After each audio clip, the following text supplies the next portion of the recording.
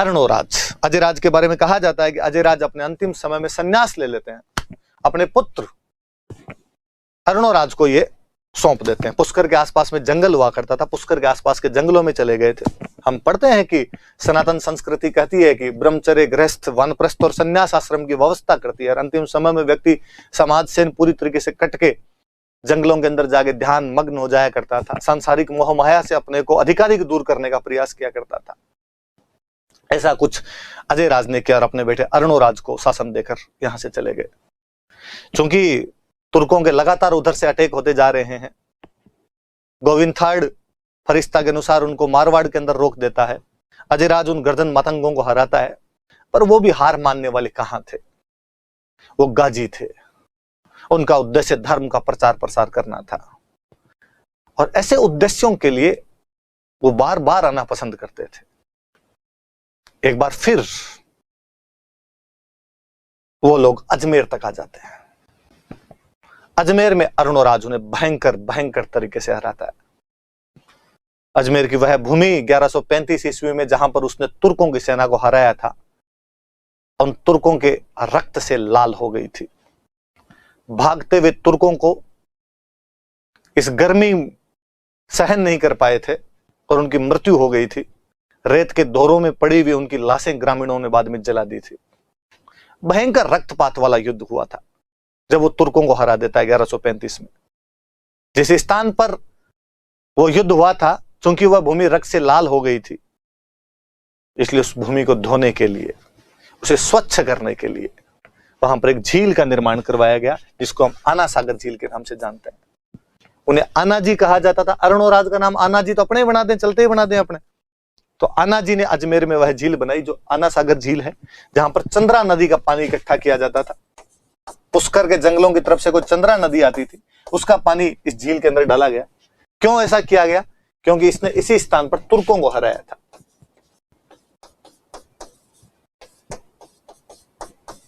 तुर्कों को हराने से वो भूमि ऐसा माना गया कि दूषित हो गई, इसलिए हम शुद्ध करेंगे इसको, धोएंगे इसको। तो उसने वहां पे झील का निर्माण करवा दिया था। एक चौहान शिव को अपना कुल देवता मानते थे, हर्षनाथ की पूजा किया करते थे, पर सेकुलर थे। इसलिए हम पढ़ते हैं कि वो पार्श्वनाथ मंदिर को भी सुवर्ण कलश का दान दे देते हैं और दिगंबरों और श्वेतंबरों के बीच होने वाले शास्त्रार्थ की भी अध्यक्षता कर लेते हैं। कुछ उसी प्रकार भगवान विष्णु के एक अवतार वराह, पुष्कर के अंदर वराह मंदिर का निर्माण करवाया था। मैं पहले भी ये बात बता चुका हूं कि गोहिल भी शिव के भक्त होने के बावजूद भगवान विष्णु के मंदिर भी बनवाते थे। हमने पढ़ा कि अल्लट ने आहड़ में वराह मंदिर का निर्माण करवाया था। कालांतर में कुंभा ने आदि वराह की उपाधि धारण कर ली थी। उसी प्रकार अर्णोराज पुष्कर में वराह मंदिर का निर्माण करता है। लेकाना सागर वराह टेम्पल भगवान विष्णु का एक अवतार है, वराह जो अवतार है। दो बातें, आगे बढ़ते हैं। मालवा एक बड़ा स्टेट हुआ करता था और इसने मालवा के राजा नरवर्मन को हराया था। याद रखना, पूछा हुआ क्वेश्चन है, दोबारा कोई पूछ लेगा कि मालवा के कौन से राजा को हराया था, तो इसने मालवा के कौन से राजा को हराया था, तो नरवर्मन नाम के मालवा के राजा को हराया था। इधर गुजरात बड़ा स्टेट आ जाया करता था। हमने पढ़ा मालवा और गुजरात, कारण भी थे, पैसे थे भाई इनके पास में। मालवा में एग्रीकल्चर बहुत अच्छी हुआ करती थी। अपने में जो बता रहा था कि 28 साल जमाना, 63 साल अकाल और 1 साल तो छपनीय काल जैसा काल पड़ता था। तो जो अकाल पड़ा करते थे, तो अपने वाले तो सारे जाते ही मालवा थे। आज भी पश्चिमी राजस्थान में वे लोग जिनके पास पशु हैं, उनके लिए मालवा का रास्ता पगडंडी है। वो तो शॉर्ट तरीके से आप अपने उन्हीं रास्तों से आज दिन तक जाते रहे हैं। तो इस वजह से गुजरात अरब सागर के तट पर बसा हुआ विदेशी व्यापार का मुख्य केंद्र था। जिसके पास व्यापार हाथ में होगा वह देश अपने आप प्रगति कर जाएगा। इसलिए गुजरात हमेशा प्रगतिशील हुआ करता था। गुजरात पर महान चालुक्यों का राज था और चालुक्यों के भी एक महान राजा इस समय राज कर रहे थे, सिद्धराज जयसिंह।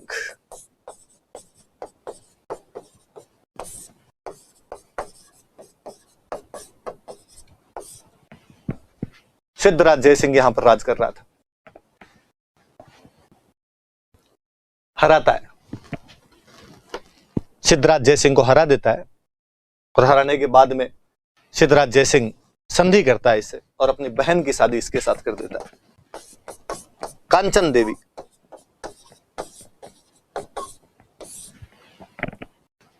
तो इसने गुजरात के चालुक्य राजा, चालुक्य हैं गुजरात वाले या सोलंकी कह दो, गुजरात के चालुक्य राजा सिद्धराज जयसिंह को हराया तथा उसकी बहन कांचन देवी से शादी कर ली।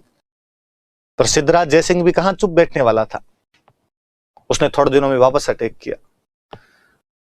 पर उस प्रतापी चौहान सम्राट ने एक बार फिर सिद्धराज जयसिंह को यहां से भगा दिया, फिर हराया उसे। इस बार उसकी बेटी से शादी की। सोच में मत पड़ना, पहले राजा महाराजाओं में से शादियां हो जाया करती थी। देवल देवी,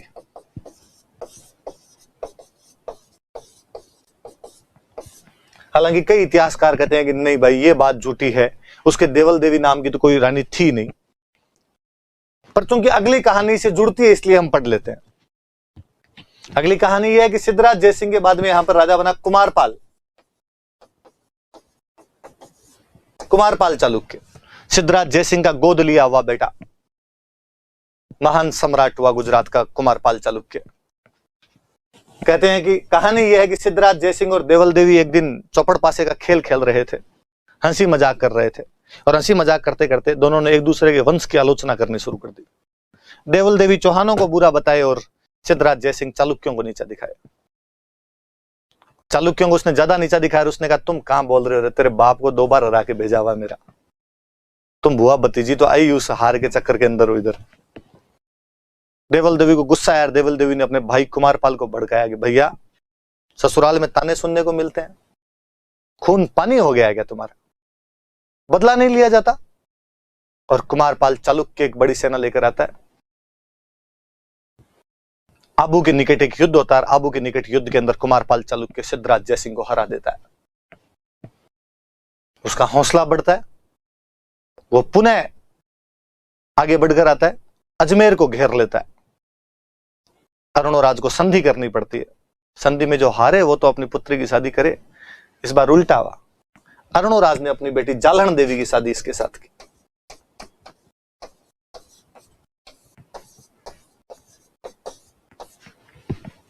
दो युद्ध सिद्धराज जयसिंह से, दोनों में अरुणोराज जीतता है। इनके अंदर सिद्धराज जयसिंह हारा है। सिद्धराज जयसिंह हारा है, एक बार अपनी बहन कांचन देवी की और एक बार अपनी बेटी देवल देवी की शादी करनी पड़ी उसे अरुणोराज के साथ में। इधर कुमारपाल जीता है और इस बार अरुणोराज की बेटी जालहन देवी से शादी करके वापस जाता है। मैं इस कहानी को थोड़ा और आगे बढ़ाऊं तो इसी समय कुमारपाल चालुक्य अजमेर जीतने के बाद चित्तौड़ जाता है और चित्तौड़ में त्रिभुवन नारायण मंदिर का नाम बदलकर समिधेश्वर कर देता है, जिसके लिए हम पढ़ते हैं कि कालांतर में मोकल ने उसका पुनर्निर्माण करवाया था, इसलिए उसको मोकल जी का मंदिर भी कहा जाता है। या उसमें भगवान शिव की अद्भुत प्रतिमा होने के कारण उसे अद्भुत जी का मंदिर भी कहा जाता है। किसी टाइम में वो भोज परमार द्वारा बनाया गया त्रिभुवन नारायण मंदिर था, क्योंकि भोज परमार की खुद की उपाधि त्रिभुवन नारायण थी। कुमारपाल जब चित्तौड़ जाता है तो उसका नाम चेंज करके आता है और कुमारपाल वहां पर शिलालेख लगवाता उस टाइम का। अपने किसी सज्जन नाम के आदमी को चित्तौड़ का प्रशासक बना के जाता है। तो गुजरात के साथ उसके 2-3 युद्ध हुए थे, वो थोड़े याद रखना। 2 दरबारी विद्वान थे, जैन मुनि है, देवबोध और धर्म घोष।